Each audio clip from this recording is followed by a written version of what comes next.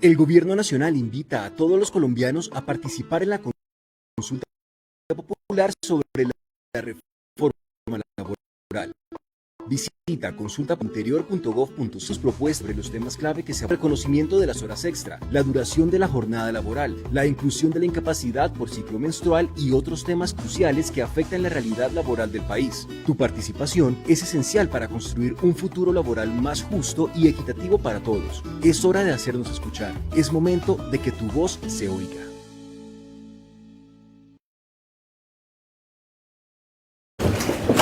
El Ministerio del Trabajo y el Ministerio del Interior y por supuesto las 12 preguntas que hemos conversado y que hemos acordado con el señor Presidente de la República, el presidente Gustavo Petro.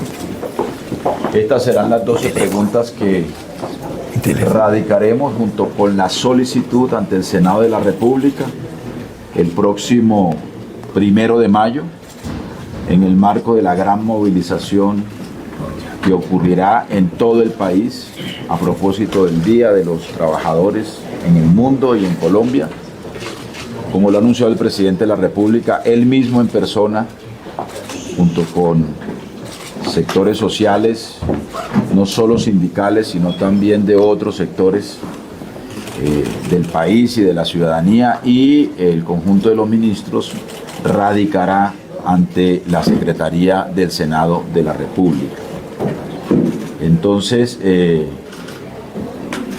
esta convocatoria del día de hoy es precisamente para presentarles al país y a ustedes estas 12 preguntas que constituyen, repito, el alma y la columna vertebral de la reforma laboral, que serán puestas a consideración para su votación de los ciudadanos y ciudadanas en la consulta popular, que esperemos sea avalada o sea facilitada con el visto bueno del Senado de la República en su plenaria, y que se realizará en la fecha en que el presidente de la República así lo determine, en los 3 meses siguientes a la aprobación de la solicitud de consulta en la plenaria del Senado de la República. Oye, yo siempre te espero, ¿eh?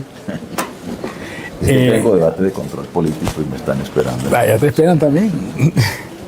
Bueno, como lo dijo el señor presidente en el día de ayer, hoy se van a presentar ante la opinión pública cuáles son las 12 preguntas que hay para...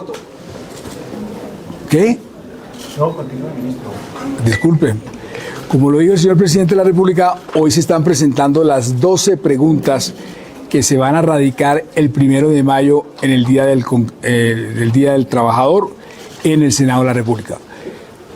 ¿Cómo empezó todo este proceso? Porque no hay que olvidarlo. Como nunca antes en la historia del Congreso de la República, unas personas que no tenían que firmar la ponencia, la firmaron e hicieron mayoría para que no hubiera debate en la Comisión Séptima del Senado. Con la misma presidenta que ahorita está torpedeando la salud, pero ahorita voy para allá. Entonces todo empieza porque unas personas que no tenían que firmar la ponencia la firman, negando el debate como nunca antes se había visto en el Congreso de la República. Ese día el presidente de la República decide irnos al pueblo a hacer una consulta sobre el tema de la reforma laboral. Hay una sentencia, la 180 del 94, que dice que cuando hay un conflicto entre el legislativo y el ejecutivo, dirime una consulta. Entonces, ojo con esto, porque hay mucha gente que dice que es ilegal, e infantilmente he escuchado a algunas personas que dicen que ha habido presiones por parte del gobierno al Senado de la República. No ha habido ninguna presión, se está ejerciendo lo que es el mecanismo de participación ciudadana, que es lo que realmente habla quiénes están con la clase dirigente y quiénes están con la clase obrera. Es así de sencillo ese punto. Yo no sé si tengan algunas preguntas para que se las hagan al doctor Sanguino. Ministro, el presidente hoy dice en su cuenta de X sí. que si no va a pasar, no se aprueba en el Congreso, estas preguntas se podría facultarse al presidente de expedir por decreto. No, él dice porque creo que la FM dice que no son vinculantes y son vinculantes. ¿Cuál es el proceso? El proceso es que el presidente y su ministro firman la solicitud de la Constitución, ni ponentes ni nada de eso. Entonces, una vez que pasa, si es que pasa, o si no se pronuncia el Senado, el presidente de la República tiene los siguientes 3 meses para convocar a elecciones. ¿Qué pasa si se gana la consulta? Si se gana la consulta, el Congreso tiene 2 periodos para entonces sacar la ley con base en lo que se aprobó la consulta, o si no, el presidente de la República lo puede sacar por decreto. O sea que sí es vinculante con base en los requisitos y los procesos que les estoy diciendo. No, y además, para ser más precisos, el resultado de la consulta, si es afirmativo, es de obligatorio cumplimiento para el Congreso de la República de Colombia en el periodo inmediatamente siguiente. Si el Congreso no lo hace, el presidente queda automática y constitucionalmente facultado para expedir por decreto, por un decreto ley o por decretos, el contenido votado afirmativamente por los ciudadanos en la consulta popular. Así que aquí no hay tutía ni hay esguince. Es absolutamente claro que la consulta, como mandato popular y como expresión de la soberanía popular, es de obligatorio cumplimiento, primero para el Congreso y luego para el presidente de la República. Ministro Sanguino, una de las preguntas que se plantean es, ¿está de acuerdo en promover la estabilidad laboral mediante contratos a término indefinido como regla general? Esto automáticamente, o la intención del gobierno es acabar contratos de prestación de servicios, contratos a término fijo. Si esta pregunta pasa, ¿eso se acabaría en Colombia? ¿Esa es la intención del gobierno? No, fíjate que la reforma laboral no dice eso. Dice como regla general el contrato a término indefinido. Y si es como regla general, quiere decir que hay circunstancias en las cuales opera el contrato a término fijo y el contrato a por prestación de servicios o el contrato a labor. Y eso, por supuesto, tendrá que definirse. Está definido en el proyecto de reforma laboral las circunstancias en las que eso ocurre. Yo te pongo un ejemplo. Tus colegas periodistas que trabajan en el Congreso de la República trabajan en una función misional, porque no hay cosa más misional en el Congreso de la República que la comunicación de lo que ocurre en el Congreso de la República. Y todos sabemos, quienes somos congresistas, el drama que viven los periodistas que laboran en el Congreso de la República por prestación de servicios. Cada 3 meses tienen que estar detrás de que les renueven el contrato a voluntad del presidente de la corporación respectiva, de la Cámara o del Senado. Trabajan 8, 9 meses al año, duran 3 o 4 meses cesantes a lo largo del año y viven en una situación de inestabilidad laboral. Esa inestabilidad, además, ya ha sido denunciado, ha sido fuentes de abusos de todo tipo, de congresistas o de miembros de las juntas directivas del Congreso, de las mesas directivas, o de congresistas sobre colegas de ustedes que laboran, ustedes lo saben muy bien en las circunstancias que lo hacen en el Congreso. Por eso la regla general es el contrato a término indefinido y por supuesto se mantienen las otras formas de concesión de acuerdo a las circunstancias particulares. Pero si quieren, leemos, Armando, las preguntas, ¿no? Sí. Léela. Léela. El ministro de Trabajo que trabaje. Bueno, entonces vamos con la primera pregunta. Dice, ¿está de acuerdo con que el trabajo de día dure máximo 8 horas y sea entre las 6 a.m. y las 6 p.m.? ¿Sí o no? Segundo, ¿está de acuerdo con que se pague con un recargo del 100% el trabajo en día descanso dominical o festivo? ¿Sí o no? Tercero, ¿está de acuerdo con que las micro, pequeñas y medianas empresas productivas, preferentemente asociativas, reciban tasas preferenciales e incentivos para sus proyectos productivos? ¿Sí o no? Cuarto, ¿está de acuerdo con que las personas puedan tener los permisos necesarios para atender tratamientos médicos y licencias por periodos menstruales incapacitantes? ¿Sí o no? Quinto, ¿está de acuerdo en que las empresas deban contratar al menos 2 personas con discapacidad por cada 100 trabajadores?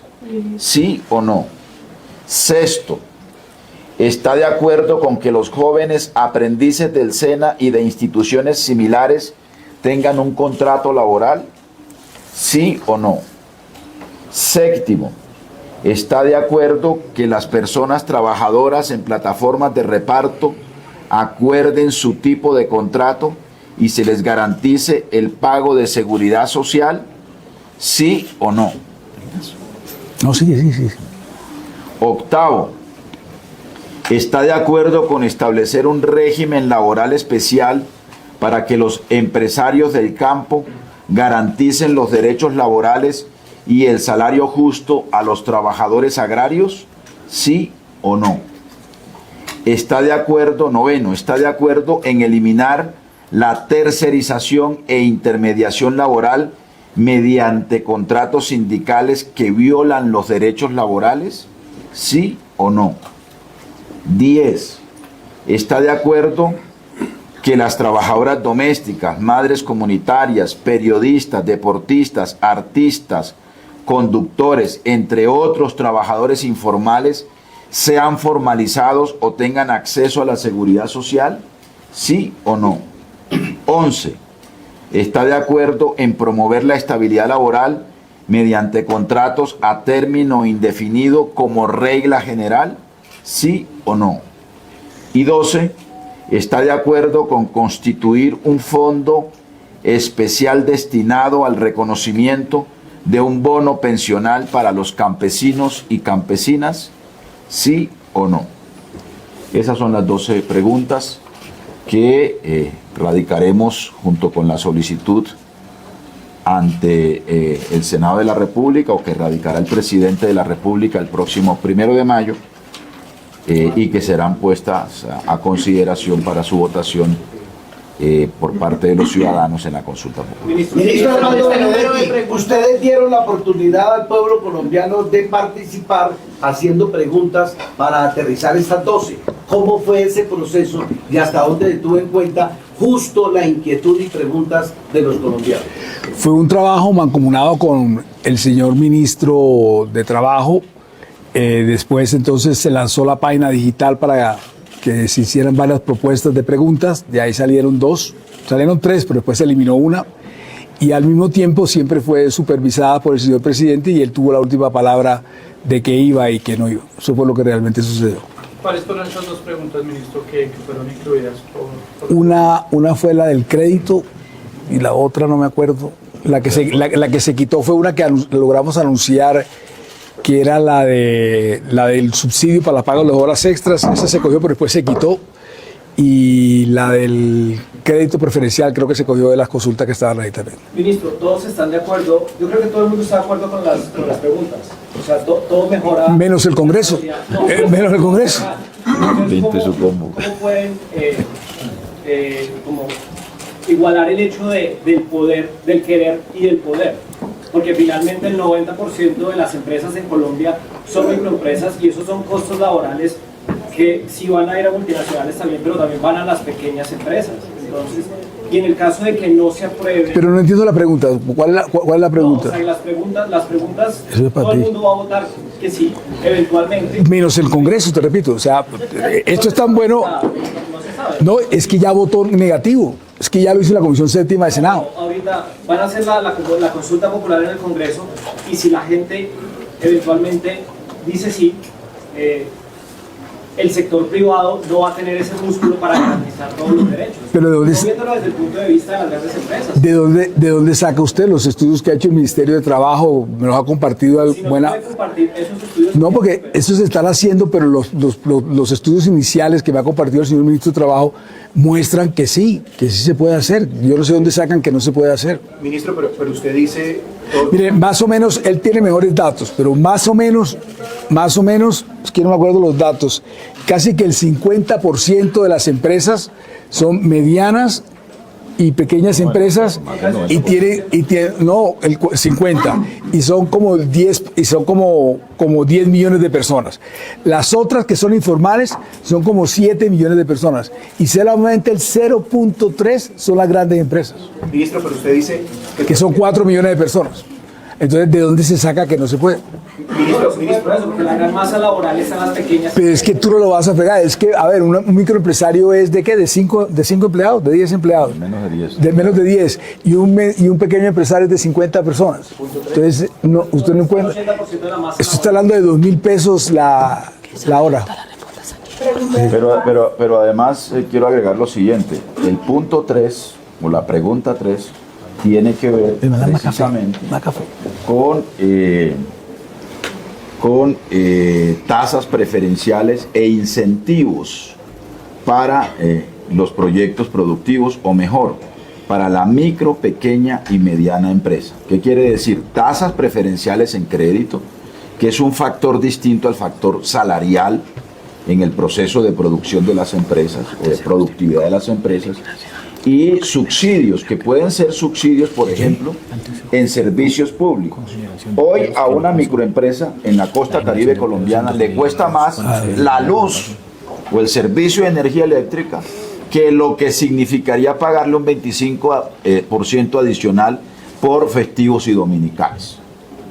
Así que es mucho mejor para ese microempresario que haya una acción del Estado que signifique incentivos en factores distintos al factor salarial, ¿no?, que quitarle o disminuirle derechos a los trabajadores so pretexto de que eso no ahoga ni ahorca financieramente a las empresas. Las empresas no se están ahorcando, las pequeñas y las micros y las medianas empresas no se ahorcan en Colombia, ni fracasan, ni siniestran por los costos laborales. Eso es una ficción. Exacto. Del discurso de algunos sectores empresariales. Excúsame, esos otros factores salariales son los que más inciden, ¿no?, en la quiebra de las empresas pequeñas, medianas y grandes. Así que aquí lo que estamos proponiendo, o lo que le estamos preguntando a los colombianos, es si están de acuerdo con tasas preferenciales en materia de crédito y con subsidios o estímulos o incentivos de otro tipo distinto al factor salarial. Porque aquí, digamos, la gracia de esta apuesta de reforma progresista del gobierno y el sentido es garantizar trabajo digno y decente y al mismo tiempo proteger el empresariado, los empleos y la productividad. Te complemento con esto. Consultado con expertos de la Dirección Nacional de Planeación, con Hacienda y con Trabajo, es mentira que una reforma laboral te dé más puestos o no te dé más puestos. Ya tuvimos una en el 2002 y nunca buscó más sitios de trabajo para los colombianos. O sea que es mentira ese sofisma con el cual nos quieren distraer. Ministros, muchos se han preguntado, pues el 1 de mayo es festivo. ¿Se va a hacer como un acto simbólico? ¿Ustedes le van a pedir al secretario que le reciba esta...? Sí, le vamos a pedir el favor que trabaje ese día, el Día del Trabajador. Pero además el 20 de julio también es festivo y es el día en el que se están las sesiones del Congreso. O sea que el señor secretario Diego González seguramente nos va a recibir ese día radicando la solicitud con el cuestionario. Todo lo que está mirando el contenido de las 12 preguntas, pues lo que ustedes quieren es ayudar a los trabajadores, pero esto vale una cantidad de plata. Y están hablando de la última pregunta del bono pensional para los campesinos. ¿Ese bono de cuánto sería y de dónde va a salir tanta plata que se necesita? Bueno, nosotros tenemos un sistema pensional que arranca el 1 de julio, ¿no? Ese sistema pensional ya tiene previsto un bono solidario o una pensión solidaria para aquellas personas que no han cotizado en su vida laboral. Hoy hay un programa que se llama Colombia Mayor, que entrega a 1.700.000 adultos mayores un bono bastante precario, para decirlo menos, de 80.000 pesos mensuales. Nosotros vamos a entregar a partir del 1 de julio, y eso está además cuantificado en el sistema general de pensiones que operará a partir del 1 de julio, un bono pensional de hasta 225.000 pesos a 3 millones aproximadamente de adultos mayores. Hoy, a propósito de la conmoción interior en el Catatumbo, por instrucción del presidente de la República, estamos entregando ese bono pensional al 100% de los adultos mayores de las zonas rurales y de los cascos urbanos de la región del Catatumbo. Claro, pero aquí estamos hablando de bono exclusivo para los campesinos. Eso es, no, vamos... Porque esta reforma está vivo, pero... Sí, extenderíamos ese bono solidario, tendríamos que, digamos, establecer los escenarios financieros para el campesinado que hoy no tiene acceso al sistema de pensiones. Ministro, un tema de ABC importante, una pregunta para usted y otra para el ministro del Interior. El tema de la ABC es cómo va a funcionar el tema de las preguntas, es decir, por bloques se contabilizan las preguntas de sí o no, cómo se votaría todo ese bloque, cómo se aprobaría, como un tema de ABC. Digamos, si unas preguntas tienen mayoría no y otras sí, cuáles pasan, cuáles no, cómo va a ser todo ese proceso de las preguntas una vez ya estén en la consulta. No sé si me hago explicar. Sí. Y la segunda para el ministro del Interior, el jueves creo que se vence el decreto de conmoción interior. ¿Ustedes van a prorrogar ese decreto que se tiene pensado sobre la conmoción interior en Norte de Santander? A ver, sobre la primera pregunta. No, tiene que pasar el umbral cada pregunta. Cada pregunta tiene su umbral. Claro. Y segundo, el decreto de conmoción interior se está estudiando, pero si se prorroga o no. Usted sabe que esta vez es por parte del presidente, entonces se está estudiando. Ministro Benedetti, usted ahorita hablaba, al responder la otra pregunta, de que la gente o la ciudadanía va a votar que sí todas las preguntas. No, yo no dije eso. Bueno, perdón. Lo dijo fue tu compañero. Lo dijeron acá y dijo que la ciudadanía sí, pero que el Congreso no. Y la pregunta es... No, yo dije que el Congreso no la había votado. Okay. ¿Cree usted, como ministro de la Política, que tiene el gobierno las mayorías en la plenaria del Senado para que la consulta pase? No las tenemos, pero soy optimista en que sí. O sea, si ustedes están conscientes, porque lo han expresado aquí, de que esas preguntas son loables y deberían pasar y son necesarias, porque son con base en convenios internacionales y con fallos de la Corte Constitucional, ¿por qué el Congreso diría que no? Ahora, segundo, porque unas personas que han sido elegidas popularmente, ¿por qué le van a negar al pueblo que puedan votar? Tercero, al presidente Uribe le aprobaron el referendo, al presidente Santos le aprobaron el plebiscito, a la doctora Claudia López y a Duque le aprobaron el tema de la consulta popular. Si aquí no se aprueba, lo que hay es una conspiración contra la clase obrera y contra el presidente de la República. Pero si no se digamos, aprueba, ¿cuál es el paso a seguir entonces? Pero tú sí entiendes lo que te voy a contestar, porque la última vez no entendiste.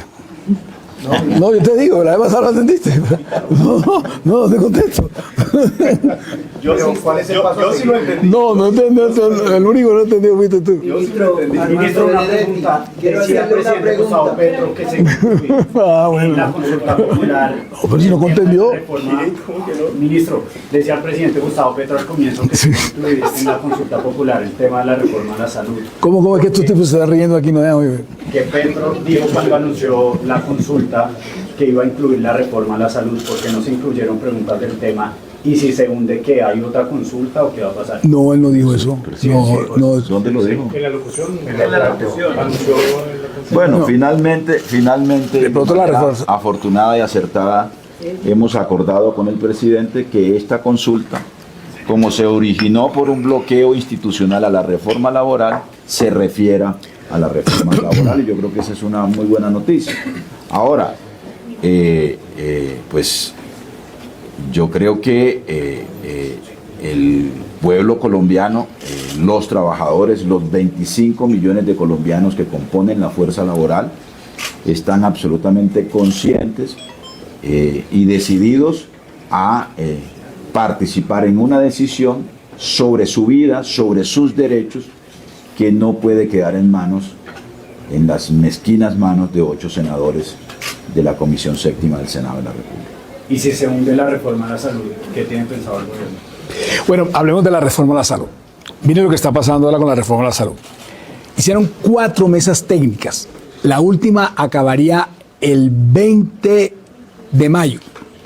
O sea que se empezaría a discutir el proyecto el 27 de mayo. O sea que quedarían más o menos 23 días para que se discuta en la comisión y se discuta en la plenaria del Senado. Eso es una vulgaridad.